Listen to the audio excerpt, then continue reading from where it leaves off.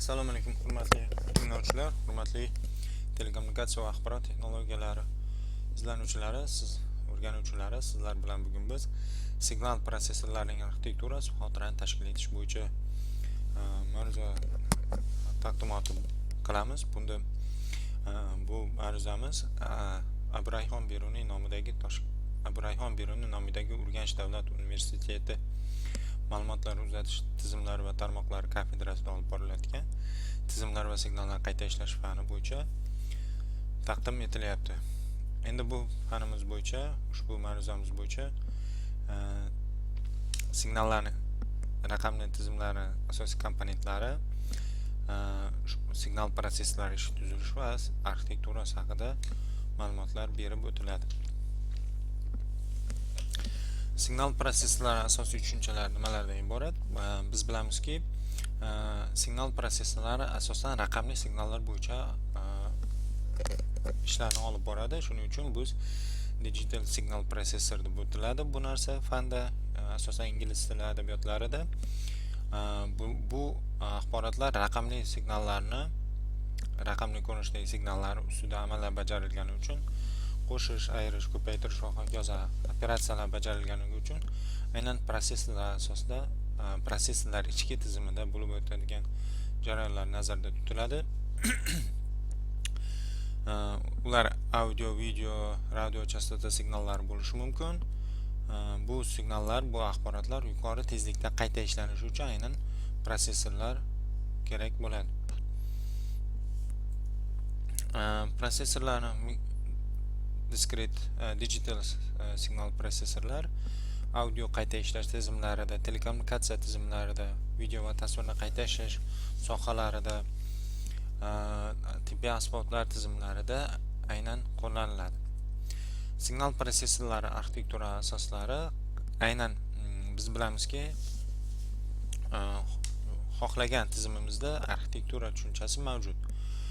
Misol qilib uyni oladigan bo'lsak, dastlab uyni chertoj deymiz. Endi bu uyni arxitekturasi, ya'ni chizmasi chiziladi. Bu chizmasi aynan nimalari, qanday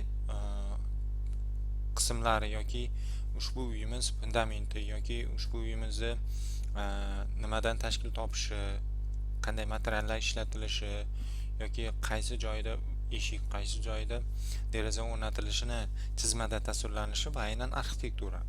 Bizda endi signal prosessorlarida signalni qaysi joyda qanday ishlashi, qaysi joyda qanday tizimga o'tkazilishi, qayerda saqlanishi, ishlatib turgan operatsiyalarimiz qanday operatsiyalar bajariladigan, operatsiyalar qaysi joyda joylashishi aynan bizda signal arxitektura, prosessorining arxitekturasi degan narsaga olib keladi. Endi bizda arxitektura komponentlardan iborat bo'ladi, bir nechta bo'limlardan, ya'ni bloklardan tashkil topgan bo'ladi. Asosan zamonaviy tizimlarda Harvard va von Neumann arxitekturasi ishlatiladi. Asosan Garvard arxitekturasi ishlatiladi, ya'ni signal prosessorlari arxitekturasini tashkillashtirish Garvard arxitekturasidan foydalanadi. Asosiy turlari bu Garvard, hali aytib o'tganimdek, va von Neumann arxitekturalari mavjud. Endi arxitekturasi bo'yicha endi har bir blokni o'zini yoki signal prosessor tarkibi tuzilishini ko'radigan bo'lsak, yuqoridagi mana shu qo'pol tarzda tasvirlangan, lekin to'liq tushunarli tarzda tasvirlanganki, ko'rishimiz mumkin. Signalning kirish qismlari yoki signalning chiqish qismlaridan iborat punktlari yoki bufer zonalari va undan tashqari bir qancha bloklardan tashkil topgan. Bu bloklarimiz aynan har xil vazifalarni bajaruvchi, har xil operatsiyalarni bajaruvchi bloklar hisoblanadi. Endi ana shu bloklarni birin-ketin ko'rib chiqishimiz mumkin. Quyidagi mana shu slaydimizda, ushbu slaydda mana ko'rsatilganki, asosiy bloklari tasvirlangan, ya'ni birinchi blokimiz arifmetik mantiqiy qurilma bloki. Bu joyda asosiy hisoblash operatsiyalar bajariladi, qo'shish, ayirish va mantiqiy operatsiyalar mana shu blokda bajariladi. Undan keyingi blokimiz ko'paytiruvchi to'plovchi blok. Eng muhim blok hisoblanadi. Undan keyingisi xotira bloki, undan keyingisi manzillash bloki va undan keyingisi boshqaruv bloki hisoblanadi. Ikkinchi blokimizga to'xtalib, birinchi blokimiz bu blokimiz, ya'ni arifmetik mantiqiy qurilma blokini o'tgan videolarimizda ta'kidlab o'tganman. Agar kerak bo'lsa, birinchi, ikkinchi video darslarimizni ko'rib o'rganib olishingiz mumkin. Undan keyingi blokimiz bu ko'paytiruvchi to'plovchi blok. Ya'ni bu blokimiz nima bu? Ya'ni yuragi hisoblanadi signal prosessor qurilmasini. Bu blokda ko'plab signallar qayta ishlash algoritmlari, ya'ni bu blokning o'zida bir qancha funksiyalar amalga oshiriladi. Bu funksiyalarni amalga oshirish uchun bir qancha algoritmlar ishlatiladi. Ulardan bittasi filtrlash funksiyasi, konvolyutsiya, korrelyatsiya va transformatsiyalash amallari bajariladi. Ya'ni transformatsiya, Fourier transformatsiyasi, Wavelet, Haro yoki boshqa transformatsiyalash, diskret kosinus transformatsiyalash bo'lishi mumkin. Shunaqa funksiyalar ushbu blokda ishlatiladi. Ya'ni ushbu blok asosi ushbu funksiyalarga, ushbu amallarga bevosita bog'liq. Ushbu blogimizda bundan tashqari bir qancha sikllar, ya'ni ko'paytirish, qo'shish operatsiyalari ham bajarilishi mumkin. Endi undan keyingi blokimiz xotira bloki. Xotira bloki biz bilamizki, aniq bir iyerarxiya tartibda tashkillashtiriladi. Bu aynan xotira tizimi yuqori samaradorlik uchun maxsus tashkil etilgan bo'ladi. Bundan tashqari xotirani turlari mavjud. Registr xotirasi, kesh xotirasi L1, L2, L3 xotiradan iborat bo'lishi mumkin yoki RAM, ichki RAM, ya'ni ichki RAM xotirasi va tashqi xotiralardan iborat bo'lishi mumkin. Bu bo'yicha alohida mana ushbu slaydimizda to'liq ma'lumotlar keltirilgan. Ya'ni xotirani tashkil etish nimadan iborat? Bu kompyuter tizimidagi ma'lumotlarni saqlash, manzillash, boshqarish va ularni kirish tartibini tashkil etish usuli hisoblanadi. Bu ma'lumotlar qanday joylashadi, ya'ni ular kiradi va qanday tezlikda ishlatishni aniqlovchi mexanizm aynan xotirani tashkil etish mexanizmi hisoblanadi. Asosiy xotira turlari operativ xotira RAM deb aytib o'tdik. RAM ikkita tur bor, dinamik RAM yoki statik RAM dan iborat. Undan tashqari doimiy xotira mavjud, doimiy xotira tushunchasi va kesh xotira tushunchasi. Kesh xotiramiz o'z navbatida L1, L2, L3 xotiralarga bo'linadi va tashqi xotiramiz L3, L4, L5 umumiy holatda unday tipda mavjud emas, lekin umumiy holatda tashqi xotira, ya'ni qattiq disk yoki fleshka tartibda bo'lishi mumkin. Endi bu xotirani tashkil etish uchun aynan bevosita operatsion tizim ishlatiladi. Operatsion tizimimiz bu bir qancha axborotlar, ya'ni bir qancha dasturiy ta'minotlar ketma-ketlik jamlanmasi, ya'ni mana shu boshqaruvni amalga oshirish uchun, mana shu boshqaruv vazifasini amalini bajarish uchunki algoritm ketma-ketligida ishlovchi dasturlar majmui va operatsion tizim deb aytiladi. Operatsion tizimimiz quyidagicha boshqariladi. Ya'ni ushbu operatsion tizim xotirani quyidagicha boshqaradi. Ya'ni manzillarni tarjima qiladi, ajratadi, himoya qiladi. Swapping agar ichki xotiraga tegishli narsa bo'lsa, buni sahifalar disk kam ishlatiladigan sahifalar diskiga chaqiradi. Endi bu operatsion tizimlarimizni umumiy kesh xotira haqida ma'lumot berib o'tilgan ushbu slaydda. Kesh xotira turlari va kesh xotira nima ekanligi haqida, ya'ni kesh xotira prosessor va asosiy xotira o'rtasida joylashgan yuqori tezlikda bufer xotirasi hisoblanadi. U tez-tez ishlatiladigan ma'lumotlar va buyruqlarni saqlaydi.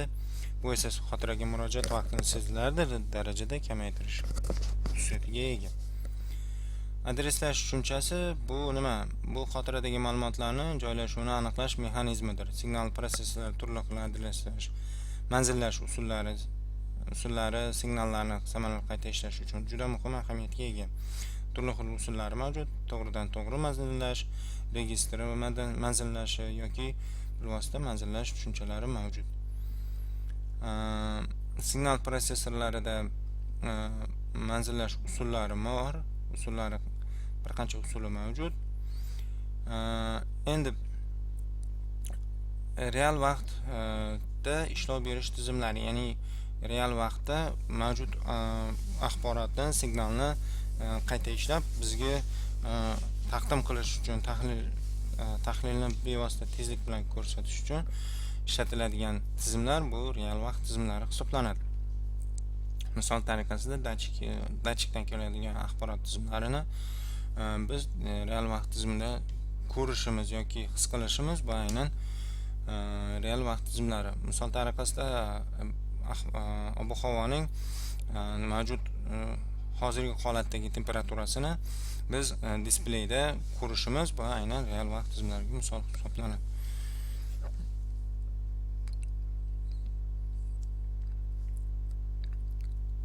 Real vaqt tizimining turlari hard real time tizimlari mavjud va soft real time tizimlari turlari mavjud.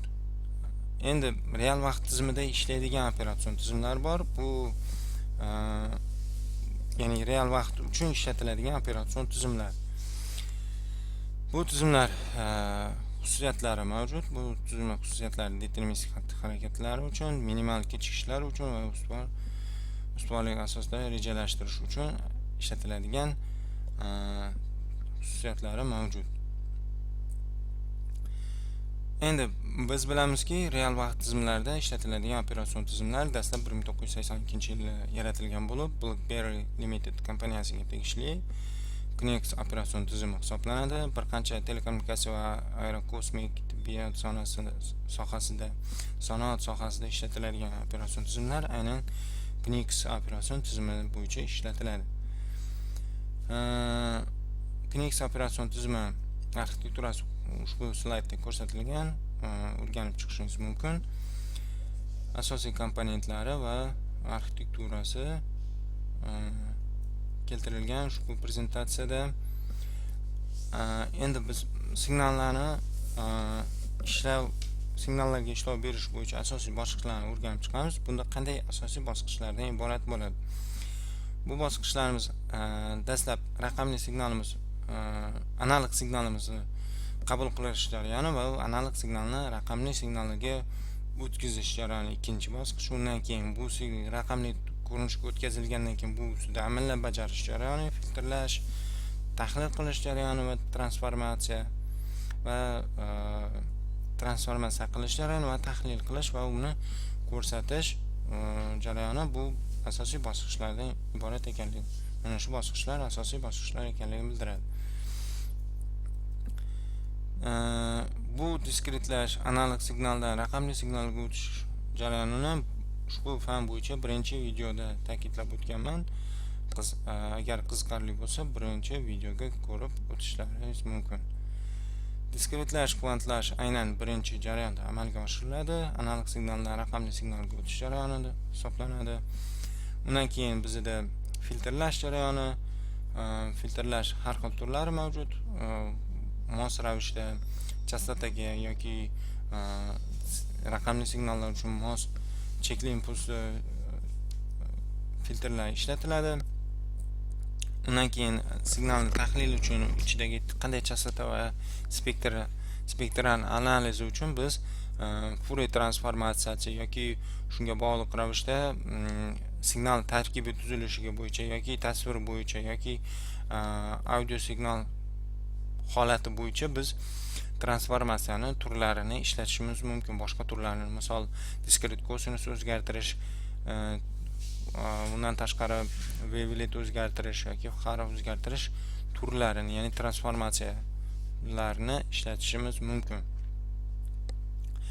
Signal prosessorlarida ma'lumotlarni ifodalash bir qancha sonlar sonli shaklda ifodalanadi, ya'ni sonlarni ifodalash formati mavjud. Ya'ni biz bilamizki, ko'zga ko'rinadigan shaklda, ya'ni axborot shaklda berilgan xohlagan axborotimizni xotira qurilmasida joylashimiz uchun, saqlashimiz uchun uni aynan siqish turlari ishlatilardi. Siqishdan keyin biz uni standart bir formatda saqlashimiz mavjud edi. Endi shu bo'yicha endi signal prosessori ichida axborotni saqlashimiz esa bu qandaydir formatda saqlashimiz bu o'z navbatida signal prosessorlariga mos ravishda amalga oshirilishi kerak bo'ladi. Raqamli signal prosessorlarining asosiy xususiyatlari mavjud. Yuqori ishlash tezligi, parallel arxitektura bo'yicha ishlashi, ya'ni bir qancha vazifani bir xil vaqtda ishlashi, maxsus tezlatkichlar asosida ishlashi, qandaydir algoritmlar qo'shgan holatda, integratsiyalashgan holatda ishlashi va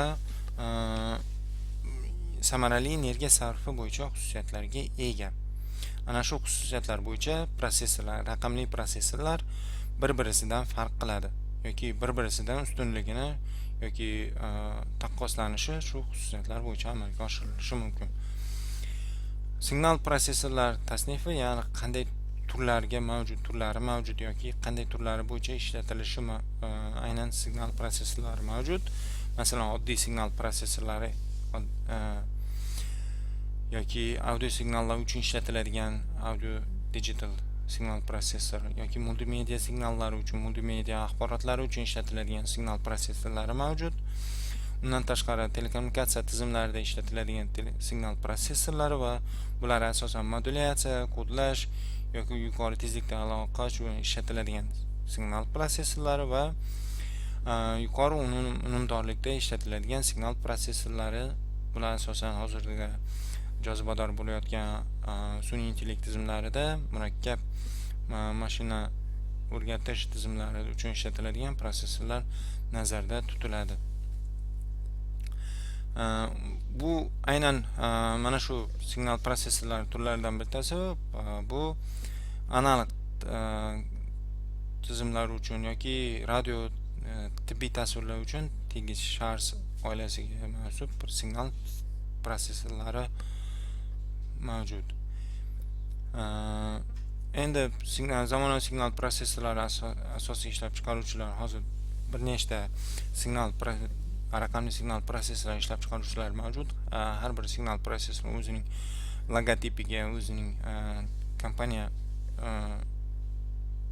ishlab chiqaruvchi bozoriga ega va u asosan bir nechta rivojlangan davlatlarda va kuchli sanoat rivojlangan davlatlarda ishlab chiqariladi. Bu asosiy gigant davlatlarimiz Xitoy va Amerika Qo'shma Shtatlari, Yaponiya va bir qancha Yevropa davlatlarida signal prosessori qurilmalari, signal prosessorlari ishlab chiqariladi. Bugungi ma'lumotlarimiz, bugungi mana shu mavzu bo'yicha keltirilgan ma'lumotlarimiz shulardan iborat.